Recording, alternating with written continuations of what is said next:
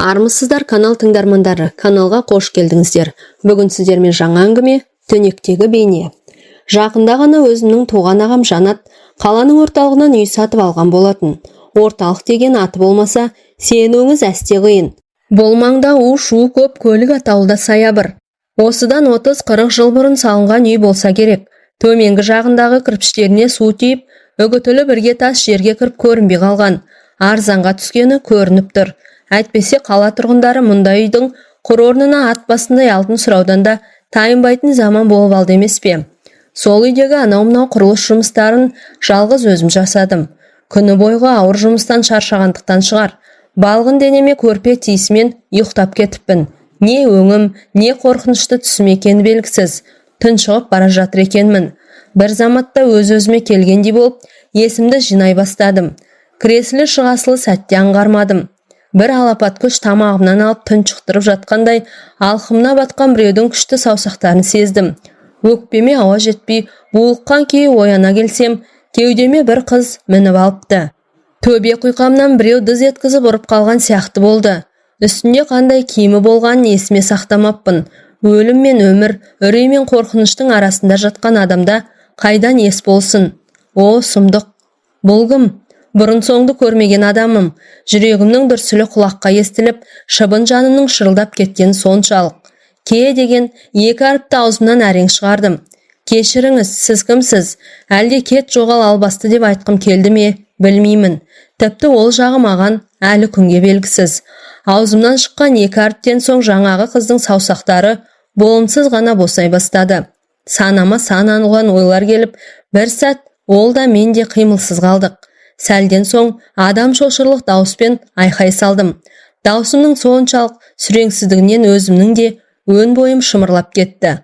Ал ол ғайып болды. Түн түнегіне сіңіп. Бұл жерде бір сәтке болсын қалмау керектігімді ойға алып, орнымнан тұрып үлгерген бетте сыртқа қаша жөнелдім. Жон арқама біреудің тырнақтары тағы батты. Мені үйдің ішінде қалдырып өлтірмек пе? Бұл ұры ма, әлде жын шайтан ба? Сыртқы есіктің ілгегін көтеріп қалдым да, есікті бірақ теуіп шығып, лезде артыма бұрылдым. Ешкім жоқ. Жын ұрды деген осы шығар. Не үшін қашып шықтым? Ұры қарақшы дейін десең, басым ауқиып ұйықтап жатқан менде несі бар? Оның үстіне қатты ұйықтап жатыр екем. Ұрлыққа түскен болса, анау-мынау заттарды алып қаша жөнелмес пе еді? Алайда мұнда ешқандай жиһаз болмағандықтан мені өлтіріп кетпек болды ма екен? Үйге қалай кірген? Сыртқы есік жабық тұр ғой. Ұры болса қайда кетті? Қалай қарай қашты көруім керек еді. Қайдағы ұры? Ол әйел ғой. Міне, осындай жұмбақпен қорқынышқа толы сұраулы ойлармен арпалысып, алақтадым да қалдым. Жартылай жалаңаш қалпымен далада тұрғанымды аңғардым. Есімнің жинала бастағанынан немесе ұйқымның шайдай ашылып кетуінен болар. Тайыры, қорыққанға қос көрінеді деген. Мүмкін қорқынышты түсім болар. Қайтадан үйге қарай беттедім. Ақырын адымдап, тыңдадым. Өзімше тұрып алып, өлі тыныштық. Жаңағы қорқынышты елес болмаған тәрізді. Не үшін сыртта жүрмін? Ол егер шынымен болмаса. Түнгі жылымық желден бойым жеңілдеп қалған сияқты. Жаңағы өзім тұра қашқан орныма келіп қайта жаттым. Аяқ қолда аздаған діріл, көңілде ептеп қорқыныш білінеді. Тас қылып көрпені қысып жатып, көзімді одан әрмен қаттырақ жұмып жата бердім. Шын үрей билегенде ұйқы да келер емес. Тезірек ұйықтап кетсем екен, жаңағы қорқынышты түсім ғой. Тек жақсы түс көрейінші деп жаппар еме жалынып жатырмын. Көзім ілінер-ілінбесе бір тықыр естілді. Құлағыма жақын маңнан біреу жүрген секілді. Көзімді ақырын ашып, өзім жатқан төсектің бас жағына қарадым. Бетіме адамның көлеңкесі түсті. О, сұмдық, енді байқадым. Босағада шаштарын жайып жіберген жаңағы бейтанны сұлу тұр. Басымды көтере салдымда, аз уақыт бұрынғы әрекетімді қайталап, тағы да бір табытта жатқан адамды аяғынан тік тұрғызарлық дауыспен айқай сала айбат шектім. Ол тағы да ғайып болды. Тағы да қараңғылыққа сіңіп кете барды. Шығуға беттеп, есікке жақындай бергенімде, тоқташы деген әйел даусын құлағым шалды. Иен үйде қараңғы түнектен қорқынышты дауысты есту неткен ауыр еді. Далаға жүгіріп шықтым. Табалдырықтан аттай бере әйел күлкісі естілді. Сондай бір қорқынышты, тап біреудің мені әжуалап күліп тұрған іспетті. Ауланың сыртына қарайладым. бәрі ұйқыда жатыр екен. Жарық атаулдан еш сыңай білінбейді. Аспанда көрінген ай да бұлт арасына жасырынды. Түн түнегінде екі жан қалған сияқтымыз. Мен және ол. Егер ол жан болса әрине.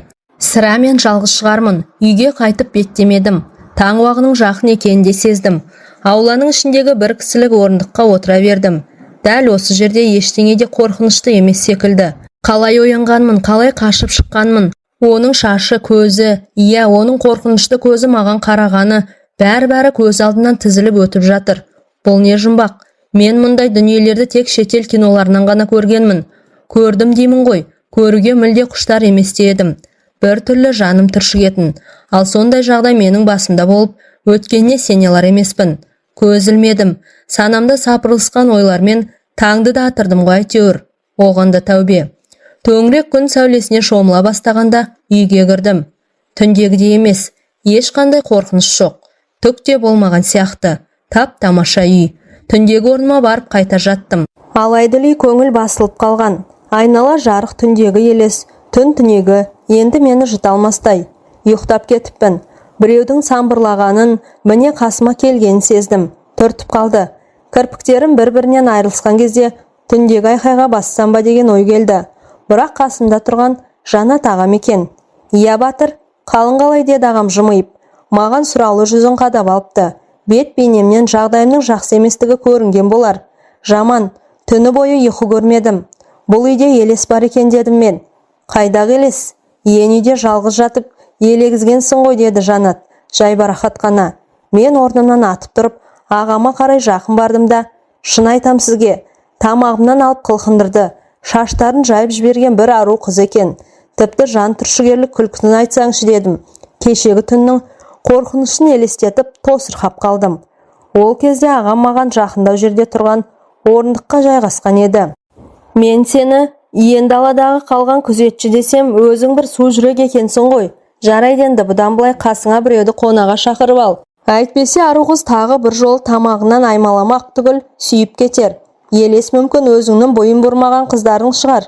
Түнде келіп қорқытып өш алып жүрген. Ондай қыздарың жоқ па? Алдымен соны анықтап алу керек. Білесің бе, өмірде махаббат азабын тартқан әйелден қорқу керек деген сөз бар деді ағам. Маған біраз уақыт жалақтай қарап бөгелді де қарқылдай күлді. Күлкісі түндегі елес қыздың күлкісінен бір түрлі жаман болып шықты. Ағамның күлкісімен аралас түндегі күлкі де құлағымның түбіне әлсін жеткенде бір мазасыз күй кештім. Қайдағы өш алушы қыздар? Сіз неге сенбейсіз? Өз көзіммен көрдім. Шаштарын жайып жіберген бір арудың кеудеме мініп мені буындырып жатқанын. Босағада телміріп қарап тұрғандағы жанары өңменіңнен өтеді. Әрине сізге еш нәрсе қорқынышсыз. Таң ата үйге келдіңіз. Дөңгелестің жұрнағы да қалмаған шақта деп бұрылып кеттім. Қайран қиялмай, Жанас осы жерде үздігіп терең күрсініп алды.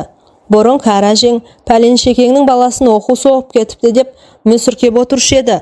Оқу соққан адам сендей болар. Түндегі елес емес. Ол сенің қалың кітаптардан оқыған кейіпкерлеріңнің жинақталған қыз болып қорқынышты түсіңе енуі. Басқа бір нәрсенің барына өз басым сенгім келмейді. Осы қаланың басқа аудандарындағыдай бұл жердегі үйлер баяғы замандағы бейіттердің үстіне салынбаған. Аз білсең көп өмір сүресің дейтін беді. Сені оқу соққан. Әлде жақын күндері шетелдің ужас киноларына телміріп көз майын тауысып бедің. Кино оқу деп не деп кеттіңіз? Бар деймін мұнда. Кеше басымнан кешірдім дей бергенімде ағам орнынан тұруға ыңғайланып, жарайды бар болса бар шығар. Өзің қорқысаң да өзгені қорқытпа. Оны қойшы, мен тапсырған шаруаларды бітірдің бе деді. Немқұрайлы еріндерін жыбырлатып. Иә деді мен, қинала жауап қатып. Оның мүлде кешегі оқиғаны ұғып та, сезініп те тұрмағанын байқап. Төсекке барып қайта жаттым. Өлерде ұйқым келгендіктен. Осыдан былай ағам екеуміздің арамызда бұл жайлы әңгіме болған жоқ. Маған сенбейтінін аңдадым. Ол мені осының бәрін ойынан шығарды деп ойлап жүрді. Жанат ағамның үйін күзетуімді қойғанымнан бастап, маған бір қырсық жабысты. Айықпас дерт деуге келмес, психологиялық күйзеліс. Тынышым бұзылып, түнгі ұйқым қашты. Қараңғы бөлмеге қарай ұйықтауға бет алғанда, әлгі ару алдына шыға келе, құшағын айқарашып тұншықтырып тастайтындай еді. Сондықтан кей күндері күндіз ұйықтауға мәжбүр болатынмын. Немесе таң атар атпаста төсекке жатып, сабағыма кешігіп баратын шығардым. Қырсық жабысқан түндегі оқиғаны жолдас жораларыма әңгіме қылып айттым. Көбі сенбеді. Ал қалған азы ешқандай да көмек қолын соза алмай қиналды. Бәлкім сол аздардың өзі осындай қорқынышты дүниені бастарынан кешірді ме екен. Жанат ағамның аз оқу керек деген ақыл кеңесін артығымен орындап жүрдім. Қалың кітап бетін қойып жұқалтаң оқу кітаптарының бетін әрең ашатынмын. Мектепте, яғни сабақ үстінде ғана. Зауқым болмайтын. Ұйқысы бұзылған адам сабақ қойып тамақты қабылдаудан да қалады екен. Күнім мен түнім өзгергеннен бастап мінез құлқым да өзгерді. Шын жанашыр достар азайды. Үй ішім, ата-анам тосын мінезіме таң қалған жоқ. Басында ана бір қорқынышты түннен соң аздап секем алған. Артынша естерінен шығардау деймін. Мен сол қалпы ұмыта алмадым. Олар жастықтың отының жалынды жас жігіттің басында деп ойлаған. Біреуге ғашық боп қалу, соны түнімен ойлап көрер таңды көзімен атырған сан ғашықтың есебіне санап қойыпты. Тұп-тура осылай бір ай жүрдім. Жындануға шақ қалдым. Енді мекенімнің жындыхана екендігін жүрегім сезіп жүрді. Қияли деген санағы бар, ғашық боп қапты деп ойлағаны бар. Бәрі менің орнымның жындыхана екенін білді. Ештеңе айтпады да, аянышты сезімге толы көздерім құтқарған шығар. Тек түні бойы далада сенделіп, сүйретемін де жүрем құр сөлдерімді. Бәркім солай да болар ма еді, егер Жанат ағам менің де қорқынышты халімді қайталамағанда. Бір күні таңертең Жанат аға келді біздің үйге. Ата-анам жұмыста. Менен кейінгі бауырларым сабақта болатын. Ұйқы деген жаулығы да менің алғашқы сабаққа ұйықтап баруға мәжбүрлейтін. Әрине, бұл менің қырсық жабысқаннан бергі ауруым екенін ұғынатын шығарсыз. Күндіз болса да мен үшін түн ұйықтап жатқам. Қалың қалай деп оятты мені. Алқынып жүгіріп келгені білініп тұр. Ентігіп әзер амандасты. Қалым жақсы дедім, жаман болса да сол елесті ойлап, мазаланатын несі бар деп айтама деген күдікпен. Сенің сөзің расқа шықты. Біздің үйде елес бар екен. Дәп өзің айтқандай тамақтан алып буындыратын арудың да барына көзімді жеткіздім. Қойыңыз шаға, сіз де қайдағын айтып, мен сияқты қорқынышты бірдеңе оқыған шығарсыз дедім. Мен сәл жымиып, ойынды ұмытсам да қалай күлуді әлі естен шығармап едім. Қалжың деп тұрсың ба? Сендім, көрдім. Кешірші саған сол кезде сенбегенім үшін. Міне дәл осы түні бойы өкініп шықтым деді ағам бір түрлі ыңғайсызданып. Манадан бері мені өзіне мазақтағаны болар деп көңіл аудармаған едім. Бір бәленің болғанын су жүрегім бе, қу жүрегім бе сезді әйтеуір. Сонда не болды дедім. Ағам басын шайқап жұтынып алды да, кеше таңертең жеңген қарындасың Әйгерімді ертіп, төркініне кеткен деп ағам түндегі басынан өткен оқиғасын бастады. Үйде жалғыз қондым. Сенің анада айтқан әңгімеңді онша көп миымда сақтап, ойлағам жоқ. Шын сенбеген едім. Қамсыз көңілмен алаңсыз ұйқыға берілдім. Түн ортасында бір оянып далаға шығып келіп қайта жаттым. Содан бір уақытта деп жалғаса беретін ағамның бұдан былайғы әңгімесі дәл менің басымнан өткендегідей өрбіген екен. Ағам далаға қашып шығыпты. Ағамның тамағы тырналған. Елес қыздың өткір тырнақтары тәнін тілгілеп тастапты. Әңгімесін аяқтап болғанда спорт киімінің алқымын ашып көрсетті оны маған. Дәл осы қалпыңызда жеңгейдің алдына апарып, мына кісі сіз жоқта бір жас қыздармен ойнас жасапты. Ләззатқа толы түннің естелігі болсын дегендей тамағын таңба басып кетіпті деп сенер ме еді дедім мен де қалжыңдап. Өткен кегімді өзімше қайтарғансып. Қойшы сен де қылжақтай бермей деп зекіп тастады да, анау қарсыда тұратын Бекболат көршім сол үйде өз ажал емес. Біреудің қолынан бір қыз өлген деді. Тықылдап сұрай беріп едім, анық қанығын көшенің басында тұратын Томарбай ақсақал біледі дейді. Не істеу керек? Соған барамыз ба деп Жанат ағам қарап отыр. Қамалалар 40-қа келген ағамның шарасыз күйін көріп аяп кеттім. Түнектегі елес әбден сілікпесін шығарған екен. Осыдан соң еңсені басқан ұйқы қашты. Екеуміз Томарбай ақсақалдың үйіне тарттық. Денсаулық сұраудан басталатын амандасуымызды айтып кіріп барғанда ол үйінде жатты. Бірден білгіміз келген нәрсемізді сұрадық. Темекісін тұтатып алып ағамның үйіне көз тастап қойды да, мына сендердің үйлерің қарғыс атқан үй. Адам тұрақтап болмайды. 6 жыл бойына сатылмай тұр еді, сендер алдыңдар. Арзанға түсті ме деді. Томарбай Жанатқа қарап. 3000 долларға алдым. Білесің бе, қаланың орталығында мұндай бағада үй жоқ. Енді ескілеу ғой. Содан ба деп ойладым деді Жанат аға күмілжіп. Сонда не болған мына үйде дедім. Мен білгім келгендіктен шыдамсызданып. Бұл үйде бір жесір әйел ұлымен тұрған. Күйеуінен жастай қалыпты. Жалғыз өзі ұлын өсірді. Ұлының есімі есімде қалмапты. Ерке шолжаңдау бала еді. Бастауыш сыныпта жүргенде ұрлықпен аты шықты. Сол жылдары осы маңдағылар ұсақ түйек заттарын сол ұрлайтын. Көбіне кешірім шешесіне айтпайтынбыз. Не керек сол бала өсе бере деп ақсақал аз кідіріс жасады. Бұзық болды ма дедім. Ардан басталған ұзақ сөзді тыңдап отырғанымыздан аңғарып. Жастайынан бұзылды. Темекі арақ дегендеріңді бізден көп дәмін татқан шығар. Ол сол кездің өзінде наша шегіп жүретін деп естігем. Сол пақырдың үйінде бір қызды зорлап, қылқындырып өлтіріп тастапты. Қыздың өлігін ауласына көміп, қылмысын жасырып жүргенде артынан бәрі ашылды деді Томарбай. Сонда ана үйдегі елестей бергенімде тағы бір тал темекісін тұтатып үлгерген ақсақал, «Иә, сол қыздың әруағы, өзі сондай сұлу болыпты. Біреудің қолынан өлген немесе жаны тынышталмаған адамның елесі қалады дейді білетіндер.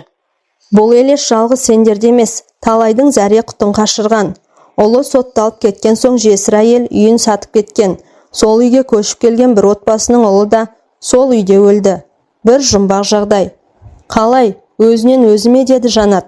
Талайдан бері үнсіз отырған, өзінің бар екенін аңғартқысы келген сияқты. Өзінен өзі өлеме, сол елестің алақанынан құтыла алмады ғой бейшара. Оның жасы үлкен емес, өзіңдей бозбала болатын деді. Томарбай мені нұсқап. Үйде бала жалғыз қалған ғой. Түннің бір уағында шашы жалбыраған біреу қылқындырған екен. Үйінен қашып айқайлап жүріп, тереземді қағып бізді оятты. Көшелерінің көп ішіп алған деген оймен есіктерін де ашпады, далаға да шықпады. Жүзіне қарасам ұрттап алғанға ұқсамайды. Артынан еріп үйіне бардым. Терезенің жанынан өте бергенімізде үйдің ішінде біреу жүгіріп өткендей көлбең ете түсті. Орнымда тапжылмай тұрып қалдым деді Томарбай ақсақал. Біздің бетімізге кезек-кезек үңіліп алды. Не айтқанымды ұғасың ба дегендей. Мен елестің үйде жүргенін ойша көз алдыма келтірдім. Терезеден ұзақ қарадым. Ешкім жоқ секілді. Әлі балаға қарасам, қаңтардың аязында 2 күн 2 түн түнеген адамдай қалш-қалш етеді. Қайда бұрылсам, терезенің ар жағынан бір бейтаныс әйелдің ытқып шығып тістерін ақситып, ыржалақтай қарағаны. Қол аяқта дәрмен жоқ. Аллалап, ар жағыма қарай құлап түстім. Көрші бала қолтығымнан демеді. Біздің үйге қарай зыта жөнелдік. Көршілеріңіз әлгі жағдайдан соң көшіп кеткен болар дедім, Жанатқа қарап. Саған да ол үйден кету керек деп сыңай білдірді. Жоқ, олар көшпеді, бірақ ана бала жынданып кетті. Түнде шошынып айқайлап, далаға қарай бетімен қаша жөнелетін шығарды. Амалы қалмаған туыстары оны жындыханаға жіберіп тыныштапты. 6 айдан соң бала аман есен келді жазылып. Басынан өткеннің бәрін ұмытып па деді ағам. Есі түзу есті адам ондайды ұмытама. Дәрі деген уақытша ғана тыныштандырған болып шықты. Арада 1-2 ай өткенде көрші қолаң шуласты да қалды. Бала бақилық болып кетіпті. Сол үйде ешқандай тіршіліктің белгісі білінбеген соң жақын жердегі көршілер барып, есікті жұлқса, ілгегі ішінен салулы тұрыпты. Есік терезесін ары ұрғылайды, бері ұрғылайды. Нышан жоқ. Үйге бозып кіргендер төсекте жатқан баланың өлігін тауып алыпты. Алқымы тырналған, көз алайып шарасынан шығуға шақ қалғанда жан тәсілім етіпті. Қайта бізді сақтаған екен деді Жанат. Тырнақтың ізі қалған жарасын сипалап қойып. Қорқып отырғанын бірден білдім. Даусында діріл бар.